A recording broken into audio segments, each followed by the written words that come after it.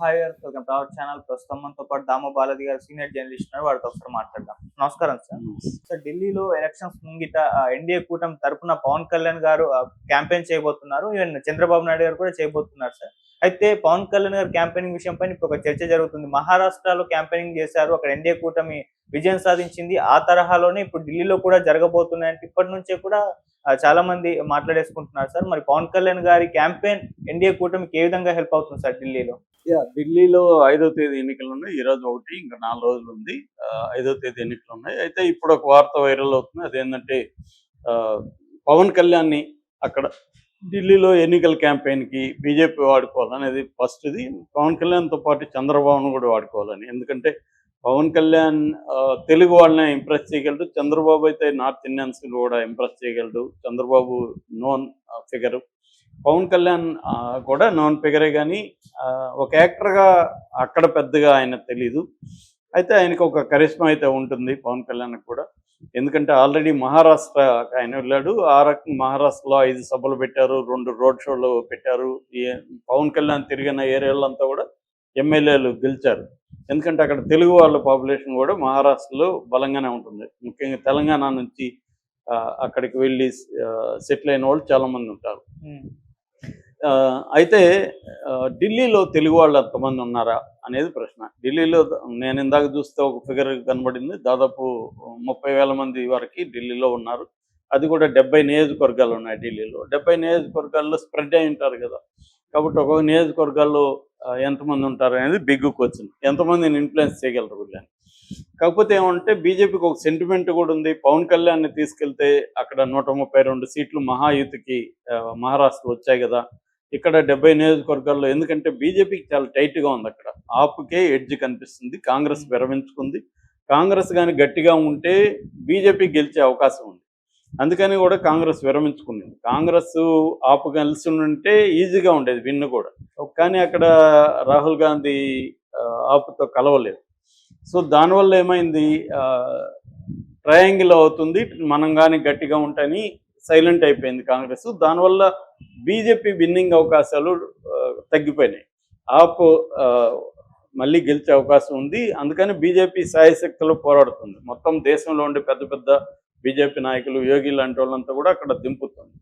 So అక్కడ ఏంటంటే ప్రధానంగా ఒకటి వాటర్ ప్రాబ్లము ఢిల్లీలో, 2 శాంతి భద్రతల ఇష్యూ, 3 పొల్యూషన్ అతిపెద్ద సమస్య.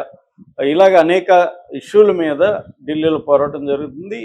అన్నిటికంటే కూడా బీజేపీ ఆప్ అవినీతి మీద ఫోకస్ చేస్తుంది. నిన్ననే 8 మంది ఆప్ ఎమ్మెల్యేల దగ్గర కూడా బీజేపీ రాజీనామా చేయించింది. 8 మంది చేయడం అనేది కూడా ఆప్ కొంత ఇబ్బందికరమే. ఎందుకంటే వాళ్ళు చేయడం కూడా అవినీతికి వ్యతిరేకంగా మేము రాజీనామా చేస్తున్నాం, నీ నాయకత్వానికి వ్యతిరేకంగా చేస్తున్నాం అని కేజ్రీవాల్ని అటాక్ చేశారు.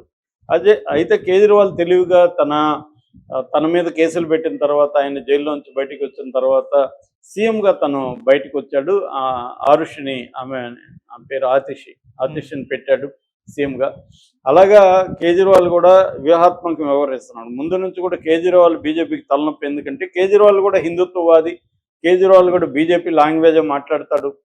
సో వాళ్ళ భాషలోనే వాళ్ళని ఢీకొనే వాళ్ళల్లో కేజ్రీవాల్ ఒకడు. దాని తర్వాత మమతా కూడా అదే మాట్లాడుతుంది. అక్కడ దుర్గా ఇవన్నీ ఆమె కూడా అదే భాషలో మాట్లాడుతుంది. బట్ కేజ్రీవాల్ చాలా తెలివిగా వ్యవహరిస్తాడు. ఢిల్లీ, పంజాబ్ వీటిలో ఆయన గవర్నమెంట్ ఫామ్ చేయగలిగాడు. ఇప్పుడు కూడా ఆయన మీద కొంత సింపతి ఉంది, ఆయన్ని అరెస్ట్ చేశారని. ఎందుకంటే వ్యక్తిగతంగా ఆయన కూడా మిస్టర్ క్లీన్ ఇమేజ్, మోడీ లాగా క్లీన్ ఇమేజ్ ఉంది ఆయనకి. ఈవెన్ ఢిల్లీ లిక్కర్లో కూడా ఆయన సొంతంగా డబ్బులు తీసుకున్నారని ఎక్కడ బీజేపీ కూడా ఆరోపణలు చేయలేదు. పార్టీ ఫండే అని. పార్టీ ఫండ్ అందరూ తీసుకుంటున్నారు, అన్ని పార్టీలు. బీజేపీకే ఎక్కువ ఫండ్ వచ్చిందనే విషయం మనకు తెలుసు. పెద్ద పెద్ద కార్పొరేట్ సంస్థలంతా బీజేపీకి ఇచ్చింది. ఈ నేపథ్యంలో బీజేపీ అక్కడ టఫ్గా ఉంది కాబట్టి ఢిల్లీని కైవసం చేసుకోవాలన్న ఇదైతే కోరిక గట్టిగా ఉంది. ఎందుకంటే ఆల్రెడీ కేజ్రీవాల్ పవర్స్ని కట్ చేస్తూ అక్కడ లెఫ్టినెంట్ గవర్నర్ పెట్టి, లెఫ్టినెంట్ గవర్నర్కి అన్ని పవర్స్ ఇచ్చి రకరకాలుగా ఇబ్బందులు పెడుతుంది అక్కడ కేజ్రీవాల్. అయినా కేజ్రీవాల్ కొరకరానికి పోయేలాగా అయిపోయాడు. ఎందుకంటే నార్త్ ఇండియాలో కూడా చాలా రాష్ట్రాల్లో కేజ్రీవాల్ బీజేపీకి ఇబ్బందిగా తయారయ్యాడు. సో దానివల్ల కేజ్రీవాల్ని దెబ్బ కొట్టాలి. ఎందుకంటే కేజ్రీవాల్ బీజేపీ గోలు ఓన్లీ ఢిల్లీనే కాదు, నెక్స్ట్ జనరల్ ఎలక్షన్లో కావాలంటే కేజ్రీవాల్ని బాగా దెబ్బ కొట్టాలి, ఎందుకంటే నార్త్ ఇండియాలో కొన్ని స్టేట్లో కేజ్రీవాల్ ఇది అవుతున్నాడు అనేది బీజేపీకి ఉన్న టార్గెట్.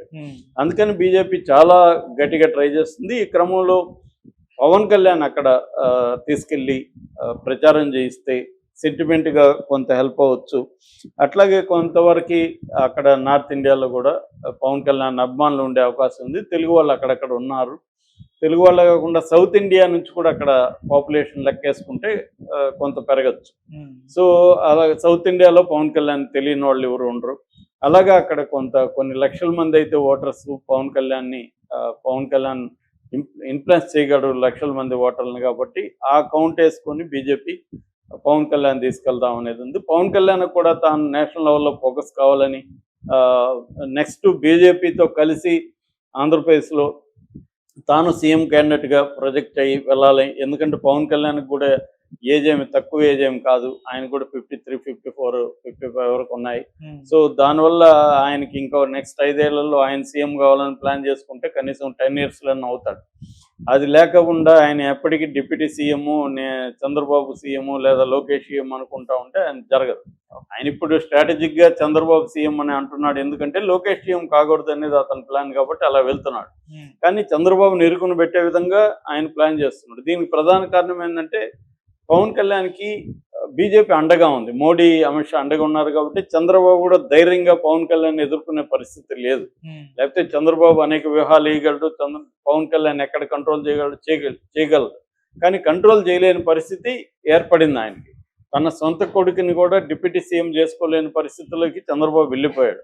అట్లాగే స్టేట్కి సంబంధించి ఫండ్స్ కూడా తెచ్చుకోలేక తను ఇచ్చిన సూపర్ 6ని కూడా అమలు చేయలేని ఒక వీక్స్ సీఎం లాగా నిలిచిపోయాడు. అది తెలుగుదేశం కేడరు నాయకులే చంద్రబాబుని డైరెక్ట్గా కూడా నిన్న కూడా సోమిరెడ్డి కూడా అంటున్నాడు, వైసీపీ వాళ్ళ అరాచకాల మీద చంద్రబాబు ఏం చేయలేకపోతున్నాడు.